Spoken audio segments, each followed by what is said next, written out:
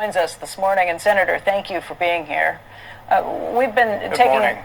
a very big look. Good morning. We've been taking a big look at how big tech companies in the United States are being so heavily watched by regulators here in the United States and in Europe and beyond. What's your thought on what's happening here? You know, most antitrust policy in the United States is misused and abused. What you have is basically it becomes a cudgel for disgruntled competitors. People who are not succeeding in the marketplace want to use the law to beat up on someone who's beating them in the marketplace. For example, if you look at advertising, Google does have a large share of search engine advertising, but what is their share of all advertising online? Not so big. But they also compete with newspapers, radios, television, billboards. Advertising is advertising. So for the antitrust case to say, well, they have a large share of Google or of search engine ads, that means nothing. It's basically somebody who doesn't understand the real marketplace and the real competition. But the other problem with antitrust policy, for the most part, is there's no proof that Google is charging outrageous sums and charging above and controlling the market. They just say they have a lot of the market share. And this has been the problem with antitrust policy going back to Standard Oil.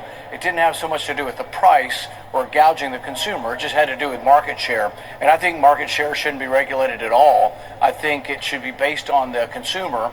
And this is something we've gotten away from now, and it's a nonsensical economic policy. But it's a mistake to break up great American companies, because what they'll be replaced with is companies from other countries. You think that goes for, let's say, the antitrust case against Microsoft and others as well, AT&T? Absolutely. Absolutely. And I think some people get misguided by policy. You know, I mean, some on the right hate Google because of their left-wing politics. I don't particularly like them. I try to use DuckDuckGo because I don't like the policies of Google. I don't like them just, you know, putting to the forefront on all the algorithms left-wing politics. But at the same time, I don't want my personal beliefs to get in the way of interfering with a company's right to grow. I mean, listen, linking their product, linking the search engine to people who sell computers and phones, that's just good business. We're going to penalize them for trying to be good at business? That's insane, and the government should have no role in preventing people from trying to increase their business. Senator Paul, you are such an interesting person right now in Washington. There are very few people who we talk to who are looking at things not in a very partisan manner at this point, especially because we are just, less than 60 days from the election at this point. I really appreciate how you look at every issue on a case-by-case basis and put it up against what you think is a logical test of things.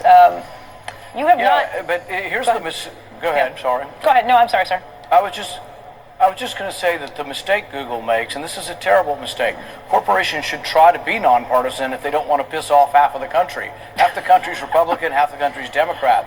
When you do a Google search, if you search elections, 61% of the sources that come up are left-wing, 3% are right-wing. You can't tell me that's not on purpose. Now, do they have the right to do it? Absolutely. They're a private company. They have the right to be as biased as they want. But do you really want half the country to be angry at you? Why not try to have a fair search engine and publicize that you're nonpartisan? Instead, what they do is they are manipulating searches. But I don't let my personal dislike of their politics get in the way. It's like free speech.